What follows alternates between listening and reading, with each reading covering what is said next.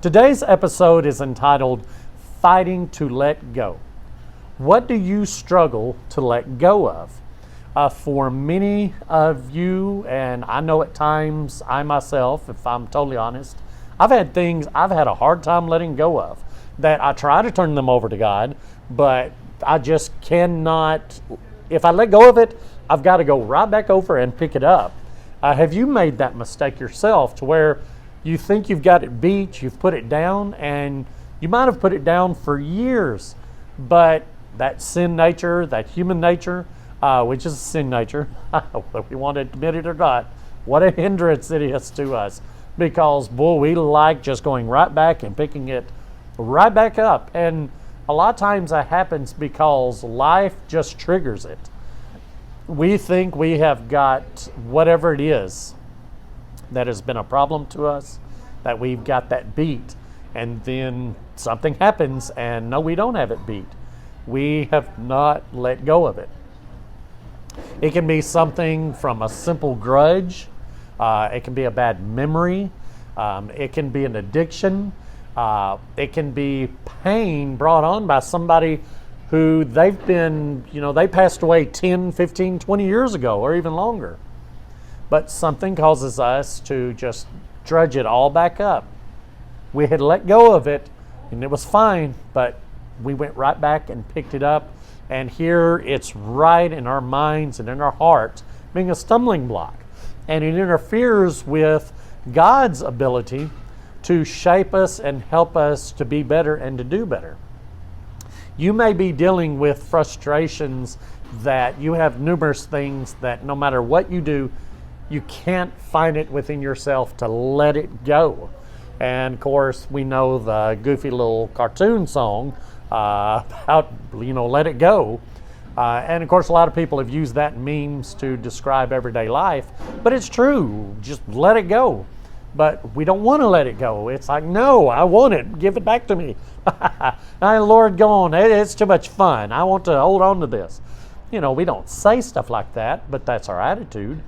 We will lay things down, and then it's almost like to the Lord, Lord, give that back. I want to hold on to that. So I hope today's episode helps you get past whatever just seems like it has enslaved you to not let go of. Now I'm starting out with this question: what do you struggle to let go of most? I had mentioned a few moments ago, sometimes grudges that we're holding. We can't bring ourselves to let go of that, to be forgiving. If someone has done us wrong, it leaves such a sour taste in our mouth. We don't know how to not let that dwell in our minds and our hearts.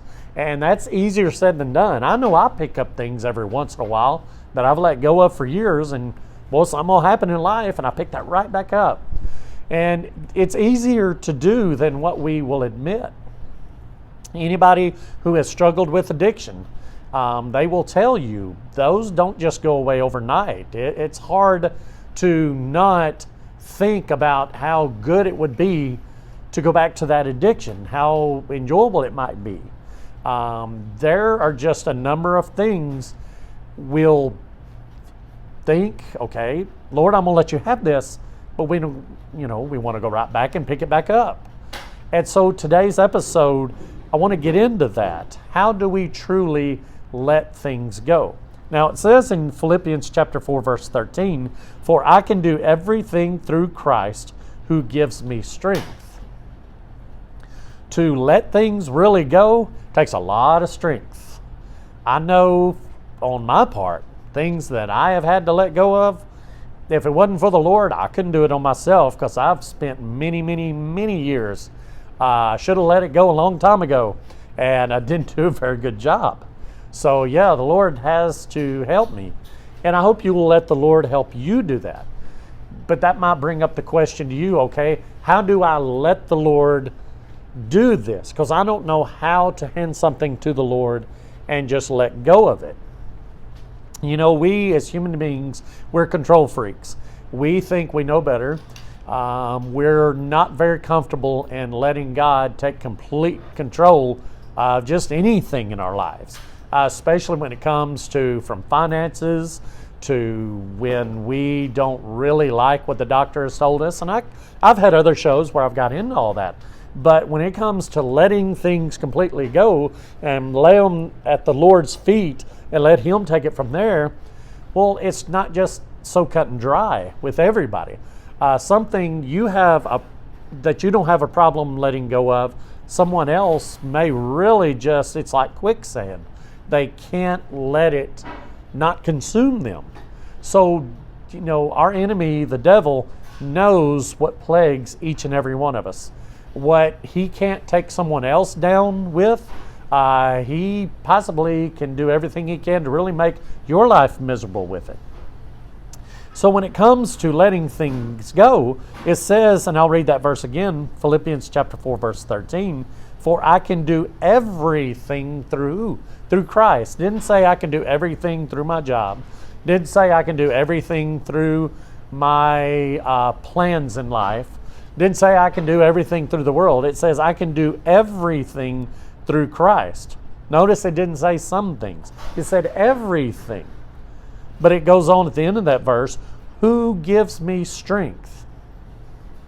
Do you feel like you have the strength to even remotely try to finally let go of something that is putting gray hairs on your head? A lot of people will make jokes when somebody, get to talking about the way you look, the way your hair is. That's through this and through that. Yeah, life in general. But it's true.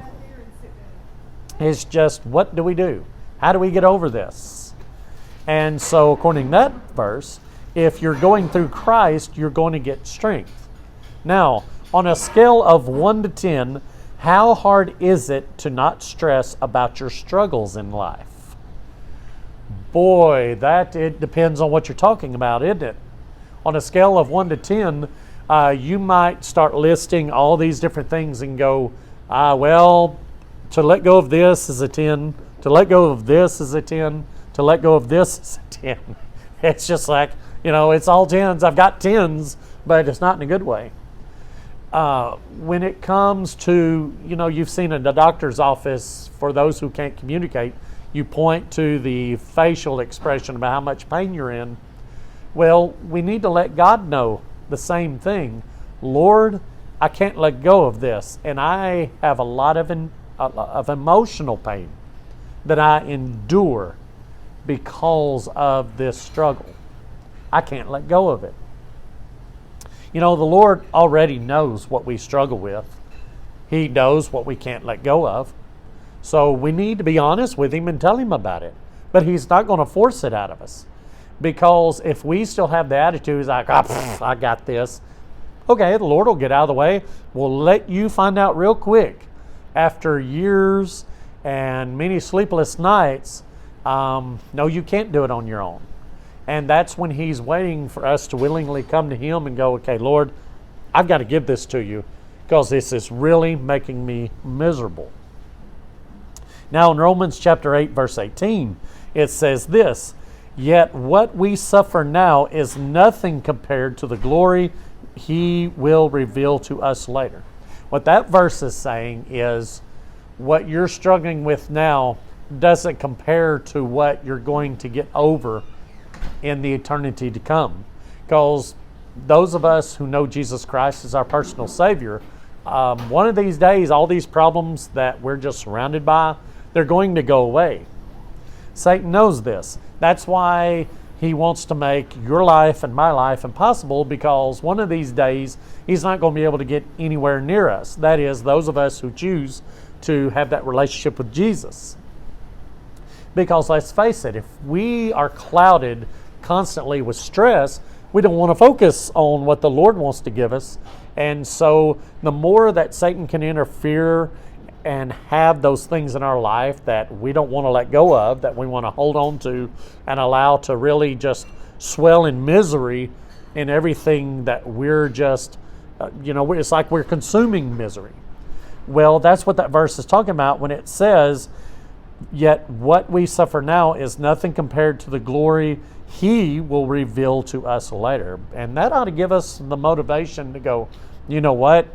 I'm tired of this. I don't want to deal with this anymore. but one of these days I'm going to beat this. Now, going back to what we've been talking about on this episode, letting go of things. There are a lot of questions we have in life that we want to allow to the Lord. If we allow the Lord to take them, okay? We don't understand why the people that have hurt us, why were they allowed to be in our lives?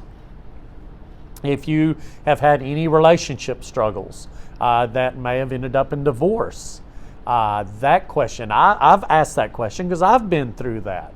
Lord, why in the world did you allow me to get mixed up with that individual when you knew they were going to do this? Have you ever asked the Lord that? Have you ever made a career decision that was it was a really bad career decision? And you've asked the Lord the same thing on that. Lord, you knew this was going to wreck me financially. Why did you allow that to happen? And we can go on down the line. How many of us have children that are getting older, that they're all of a sudden that cute little child is now a mouthy little monster? No, as a teenager. Boy, do they come in contact with things that worry us. It's like, Lord, I need you to protect that child when they're out of my sight. And we just go down the list of everyday life issues. Some of us have not had to deal with a lot, but others have. And that's where we get in the mindset, boy, life is unfair. Oh, yes, it is. But when we look at our relationship with Jesus, you want to talk about angering our enemy, the devil, is when you can look at life and look at Satan and go, that's the best you got. Yeah. When we've got Jesus in our lives, doesn't mean that we're not going to be upset for having to deal with things, but how awesome it is when we can have that attitude. It's like, yeah, I beat this today. Finally let go of it. How good is it also to use your testimony in life to, when you see someone else who is struggling with what you have struggled with, to be able to help them and say, hey, let me tell you how I quit allowing this to consume me, how I laid it in the Lord's hands, gave it to Him, and let Him handle this for me, how I got over this. Boy, that feels so good when we could share our testimony, because that's what it's all about in the end. Is we need to let people see victories in our lives. A lot of people have this attitude that if someone has screwed up, so to speak, that the Lord can't use them. That is a lie straight from the pits of hell. If you have been a drug addict, if you have suffered in alcoholism, if you lived very immoral, let me tell you something. If you turn your life over to Jesus and He has gotten rid of that lifestyle and has got you on a path, you are a perfect weapon for Him.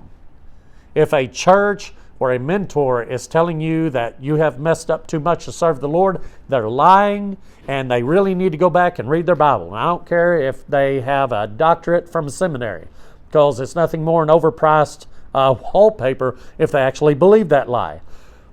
God used men all through the Bible, and women too, that had really horrible pasts.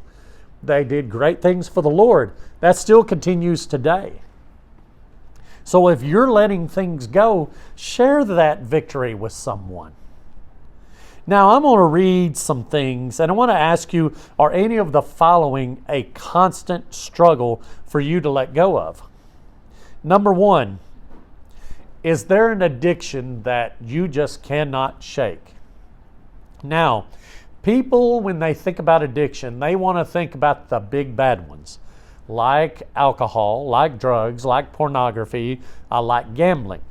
And then those who don't struggle with those things want to pat themselves on the back, and they want to beat their chest like Tarzan and say, yep, I'm a pretty good person because I don't struggle with those four. Well, just because you've got those four licked doesn't mean that you are good to go, because there are a lot of people who they wreck their lives because they're addicted to, okay, let's go down some of the things we know about.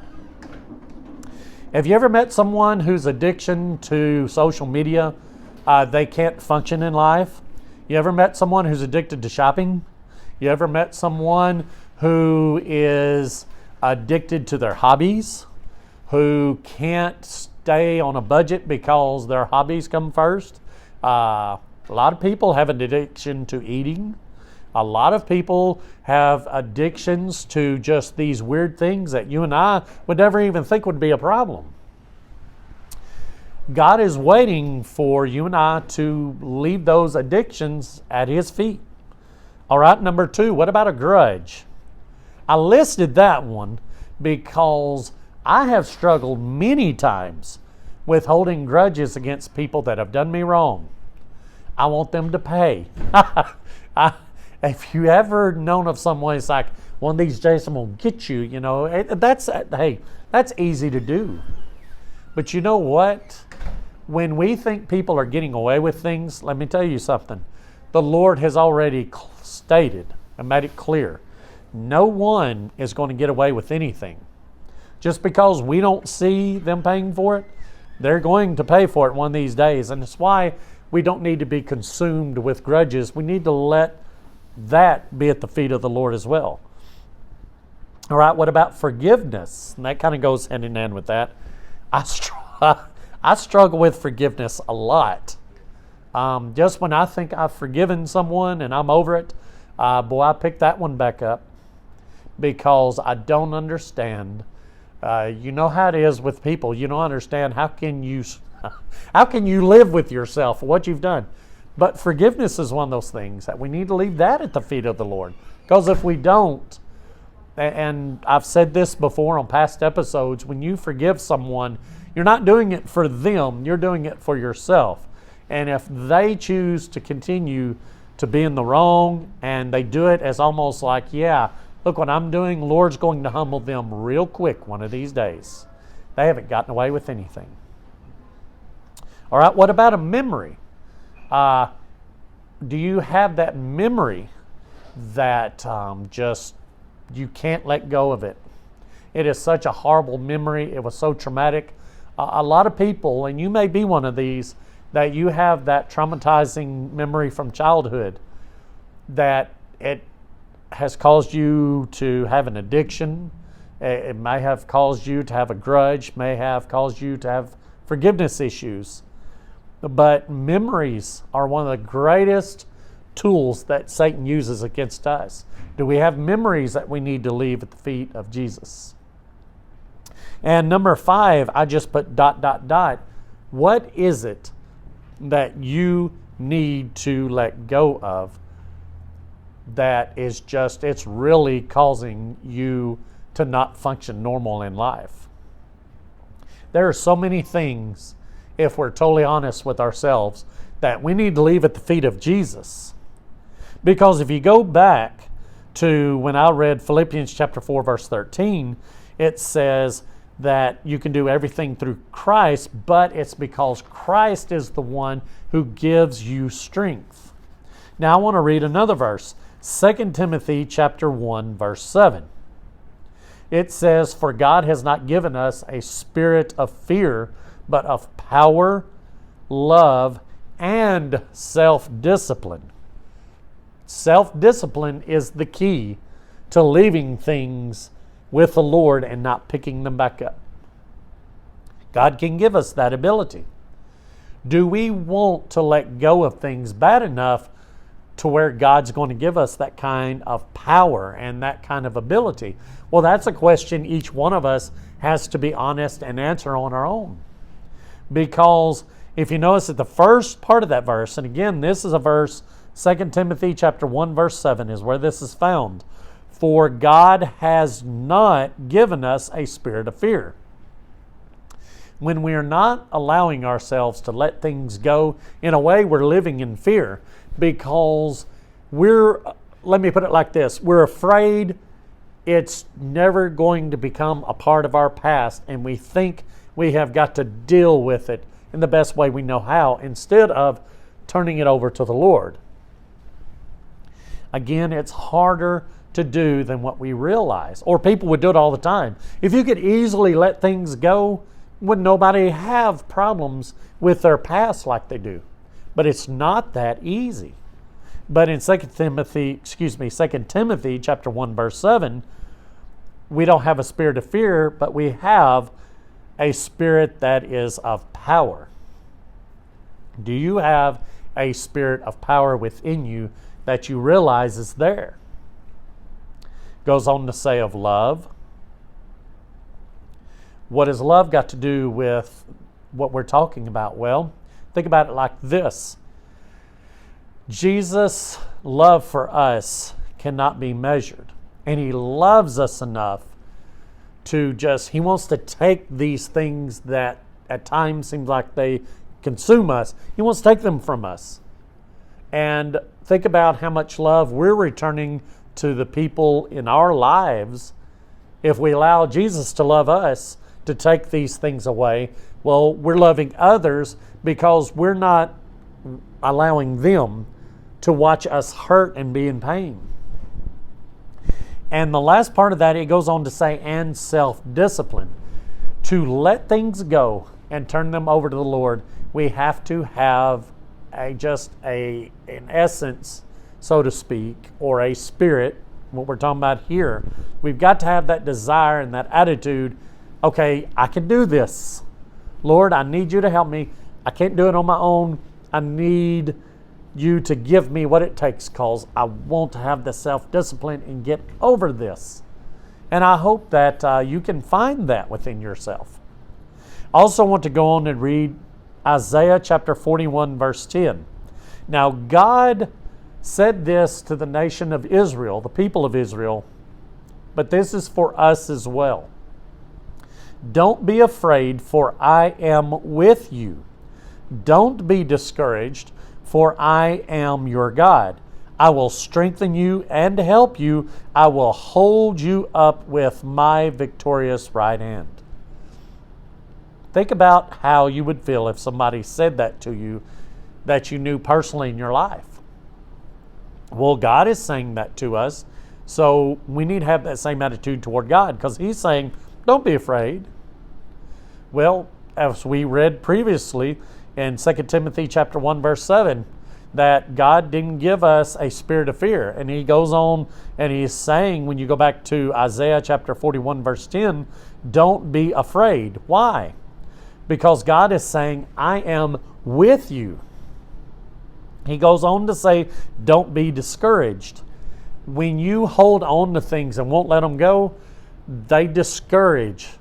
They just, they're like, throw the marbles on the concrete floor, because we're going to slip and fall. Don't be discouraged. Don't let those things consume us. For I am your God. And He goes on to say, I will strengthen you and help you. I will hold you up with my victorious right hand. He said, I will strengthen you and help you. As we're closing up today's episode, I want you to understand God is willing to help you through all of this. He's not just going to let you sit idly by while He does everything and not show you what you don't need to do, making the same mistakes, because we're bad about that. God wants us to learn from our mistakes. If we're making the mistakes to keep picking things up that we claim we've let go of, well, God needs to show us how not to do that again. So if you're thinking, okay, I'll turn this over to the Lord, I'm done. No, God's going to show you what not to do from this moment on. So therefore, the temptation of these things might still be there, but because God is with us, it's easier to get over these things from this moment on. I hope today's show has helped you understand that you don't have to live in defeat. You don't have to keep going back and picking these things up that you thought you had that you had to let go of. Now, there are going to come times in our lives, no matter how hard we try, we're going to at times probably pick things back up. But you know what? God is like, okay, hey, it's time to put that back down. Give it back to me. God always wants to take those things back, but we've got to decide to give those things to Him. So I hope from this day forward, after we have went through all of this, that you can be inspired to go, you know what?